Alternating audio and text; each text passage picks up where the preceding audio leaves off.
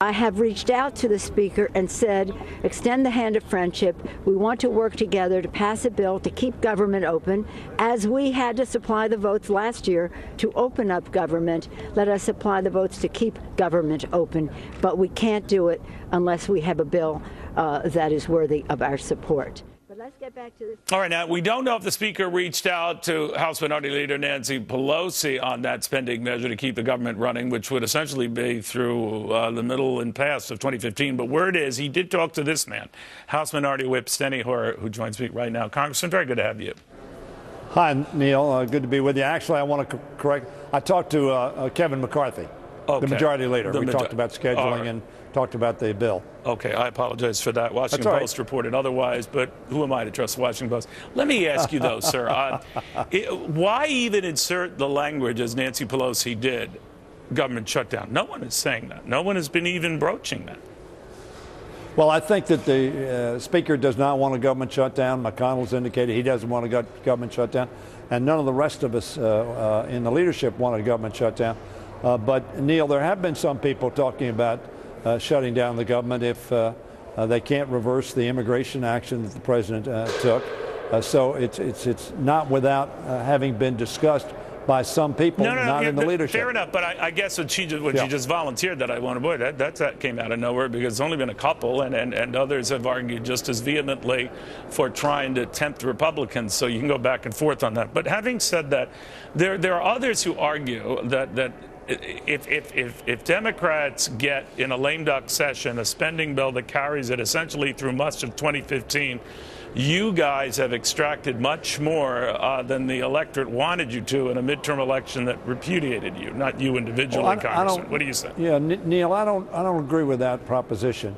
Assuming we pass, as I think we should pass, a bill consistent with the Paul Ryan and Senator Murray agreement that was passed by the Congress overwhelmingly in a bipartisan fashion, assuming that we stay within those constraints, which we have to, consistent with the agreement, then I think we are doing what, in a bipartisan, overwhelming fashion, the Congress said it was going to do. The issue, as you well know, is whether or not they're going to add in extraneous issues into the appropriation bill, which may make it well, let's assume they don't do that. Every party kind of threatens that kind of. We'll support it.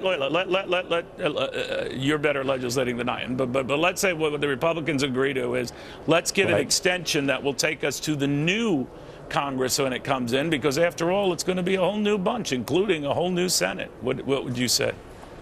What I would say, Neil, is that undermines the confidence of the people running programs in government. Good, bad, or indifferent, whatever you think. But no, I mean, you'd just be reflecting the reality and the will of the people in the midterm election, and then the onus and the burden would be on both parties then, under the new makeup in the new Senate and the new House with the president, right? Neil, very frankly, as you well know, we are 3 months past when we should have passed these bills, and none of them have been adopted, none. So that they all should have been adopted by October. Whose fault is that? Both parties. Okay. I think. But I would, my perspective, and it may sound like a partisan perspective, is that in the House, they passed 8 out of the 12 bills, or 7 out of the 12 bills, and they couldn't pass the other 5, frankly, because they didn't want their members to vote on them before the election, because it would have required doing some things that they thought the electorate would not like. In the Senate, Harry Reid couldn't bring any of the bills to the floor because he believed they would be subject to endless debate, and he couldn't get 60 votes to shut down that debate. So both parties are somewhat responsible, but that's not the point. The point is this is last year's work. No, you're right about that, and both parties are to blame. But on this, Steny, maybe help me with this, because now lately I've been watching the fight over what's going to become of the health care law, whether you take away some of the onerous provisions. There seems to be a coalition building, even among some formerly resistant Democrats, to remove onerous features like the surgical device tax and all the rest. Not clear as to how they make up for that revenue. But I'm wondering, I'm hearing other powerful Democrats, including outgoing Senator Tom Harkin, who is saying that we had the power to do it in a way that would have simplified health care, referring to the law, sir, made it more efficient and made it less costly. And we didn't do it. You hear those comments. You also hear comments from Chuck Schumer bemoaning the way this all went down. And I'm wondering whether it's like, you know, rats abandoning ship. What's going on here? I mean, these guys seem to be saying the whole thing was a mistake. Well, I don't think it was a mistake at all. You just so you don't agree with what either are saying? No, I don't agree that it was a mistake. I don't agree that it was perfect. I don't want anybody confused by what I'm saying. I think passing the Affordable Care Act was a positive step for the American people. We've seen millions and millions of people added to having insurance and having access to affordable, quality health care, which is what the intent was. Did you see the possible fallout, though, of a lot more people paying a lot higher premiums and a lot of the young people who did that coverage, to your credit, paying, you know, very sky-high deductibles? Did you see that? Well, I think young people can sign up for a number of different policies, some of which have higher deductibles than others. But the fact of the matter is, what the real problem, in my view, Neil, is we had an election in 2010. A group of members in the House of Representatives and the Senate were elected who hated the Affordable Care Act.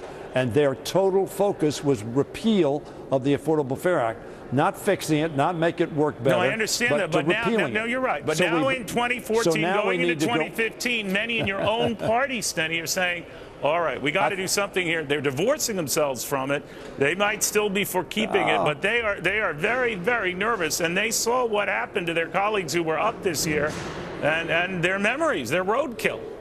No, frankly, I don't think the Affordable Care Act played a controlling act in this election. I think in my experience, I don't know. I think it was a big factor. Come on, it was a huge factor. Neil, I traveled all over this country. There was not as much discussion. Frankly, the ads were not focused on the Affordable Care Act. Yeah, but then what made Chuck Schumer say what he said? What made No. You don't say that these are bright men. I mean, what did they see that you are not Neil, seeing? I'm not disagreeing with Chuck Schumer. Right. Don't create a disagreement where none exists. Both Chuck and I would say, look, this was a very large piece of legislation passed in a very clumsy fashion. Yeah. It was passed in a clumsy fashion because Republicans in the United States Senate would not give 60 votes to go to conference. So we adopted a Senate bill without correcting it. We needed to have spent the last 4 years, in my opinion, in fixing and making work better. Fine, but do you think Gruber, whatever you make of him, whatever you make of him, how influential he was, I don't know who to believe now, because they always say he was crucial and then he's not crucial. Nancy Pelosi said he was crucial, then she forgot his name, so I'll leave that aside. But do you think everything he said has hurt the law and hurt the view of the law and hurt Americans' perception of the law, and Kathleen Sebelius herself compounded it by all but calling Americans idiots for not appreciating all that was good in it? I don't think Americans are idiots at all, nor are they stupid. The fact of the matter is this is a complicated law, and literally tens of millions of dollars, maybe hundreds of millions of dollars was spent to making it look terrible. And so Americans getting bombarded with this attack that it was an awful bill, that was socialism, which of course it's not. It's private markets offering insurance on a marketplace, which is very much free market. Americans are seeing a lot of the problems for themselves right now, right? That's not a nightmare, right? Are there problems? There are problems. Very frankly, there were a lot of problems before the bill was passed. Right. What has happened now is when people have a problem, what do they say? It was the Affordable Care Act. It may well be the insurance companies who don't want to cover, don't want to pay out for a particular malady, so that they would have been blamed before the Affordable Care Act with that failure.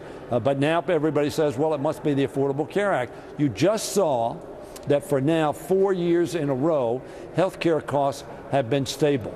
That is a historic accomplishment. Did the Affordable Care Act premiums have not. What's always that? left out of that argument, Congressman, is premiums have not been stable. They've been skyrocketing. Maybe we're addressing overall medical costs. Maybe that's a result of a very weak recovery. But to credit the law is a bit of a stretch, don't you think? Because then Chuck Schumer would have referred to that, and he didn't. Look, I think you're you're exploding what Chuck Schumer had to say. No, I'm not. I'm just saying, believe meant. me, if Chuck Schumer found good news like that, and Steny, you're a good and honorable man, I'm just telling you, he would have leapt on that like me, a Ponderosa buffet, and he didn't. Look, Neil, come on now. You've been in the legislative process. You're a pro here. Clearly, you passed a piece of legislation. It is a complex piece of legislation, and you need to see how it operates. You have no regrets? What you do, you have no regrets at all?